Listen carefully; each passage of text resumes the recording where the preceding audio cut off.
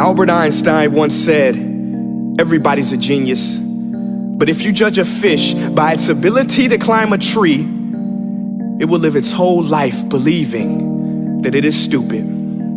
Ladies and gentlemen of the jury, today on trial we have modern day schooling. Glad you could come. Not only does he make fish climb trees, but also makes them climb down and do a 10-mile run. Tell me, school, are you proud of the things you've done?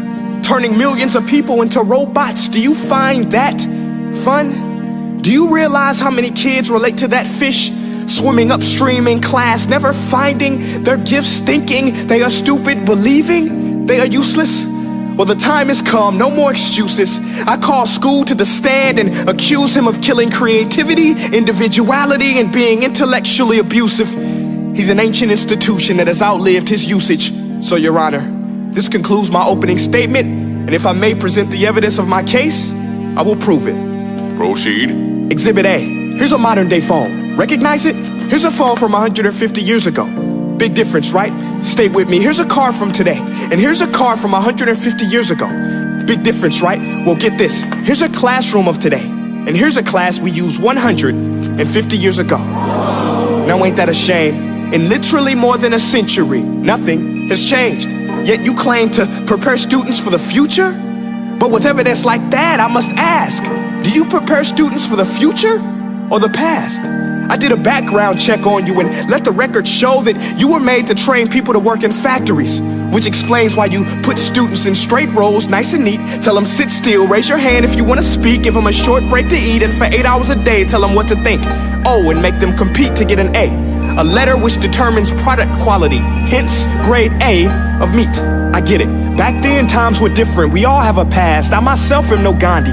But today, we don't need to make robot zombies. The world has progressed, and now we need people who think creatively, innovatively, critically, independently, with the ability to connect. See, every scientist will tell you that no two brains are the same, and every parent with 2 or more children will confirm that claim.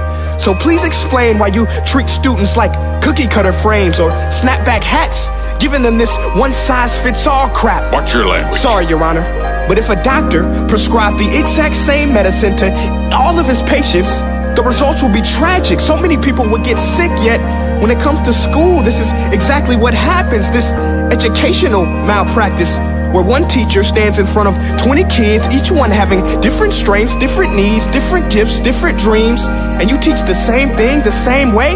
That's horrific. Ladies and gentlemen, the defendant should not be acquitted. This may be one of the worst criminal offenses ever to be committed. And let's mention the way you treat your employees. Objection. Overruled. I want to hear this. It's a shame. I mean, teachers have the most important job on the planet, yet they're underpaid?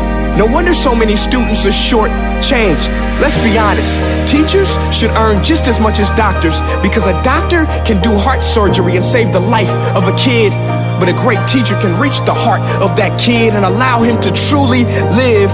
See, teachers are heroes that often get blamed, but they're not the problem. They work in a system without many options or rights. Curriculums are created by policymakers, most of which have never taught a day in their life.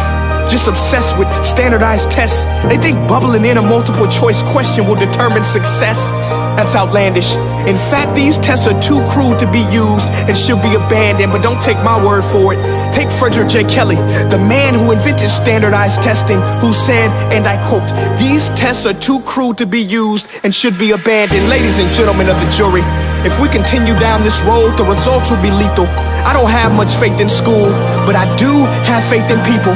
And if we can customize healthcare, cars, and Facebook pages, then it is our duty to do the same for education, to upgrade it, change it, do away with school spirit, because that's useless.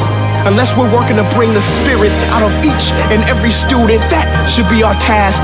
No more Common Core. Instead, let's reach the core of every heart in every class. Sure, math is important, but no more than art or dance. Let's give every gift an equal chance. I know this sounds like a dream, but countries like Finland are doing impressive things.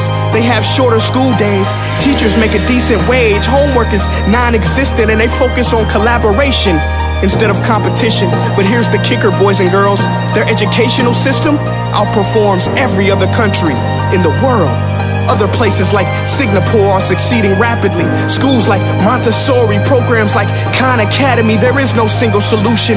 But let's get moving, because while students may be 20% of our population, they are 100% of our future.